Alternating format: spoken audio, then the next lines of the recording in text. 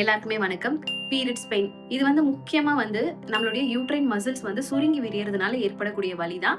இது நம்மளால ஈஸியா ஓவர் கம் பண்ண முடியும். என்னெல்லாம் பண்ணலாம் அப்படின்னா, பீரியட்ஸ் ஆரம்பிக்கிறதுக்கு ஒரு வாரத்துக்கு முன்னாடியே நம்ம இதுக்கான ப்ரிப்பரேஷன்ஸ் பண்றதுக்கு பிளான் பண்ணணும். என்னெல்லாம் பண்ணலாம் அப்படின்னா, முதல் விஷயம் வெந்தய தண்ணி தினசரி குடிக்கிறதுக்கு ஆரம்பிங்க. 2வது கொஞ்சம் கொஞ்சமா நட்ஸும் கீரை வகைகளும் டெய்லி எடுத்துக்கிறதுக்கு ஆரம்பிங்க. அதே மாதிரி அயனும் புரோட்டீனும் உங்களோட ஃபுட்ல கண்டிப்பா இருக்கணும். எதுலலாம் இருக்குதுன்னு கேட்டீங்கன்னா, கண்டிப்பா கருவேப்பிலையில இருக்கு, பேரிச்சம்பழத்துல இருக்கு, மாதுளம் பழத்துல இருக்கு, கீரை வகைகள்ல இருக்கு மறுபடியும்.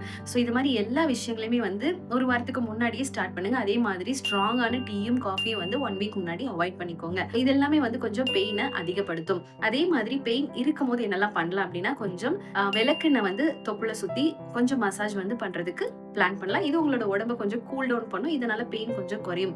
அதே மாதிரி பெயின் இருக்கும் போதும் நீங்க தாராளமா வெந்தய தண்ணி குடிக்கிறதுக்கு ஆரம்பிங்க.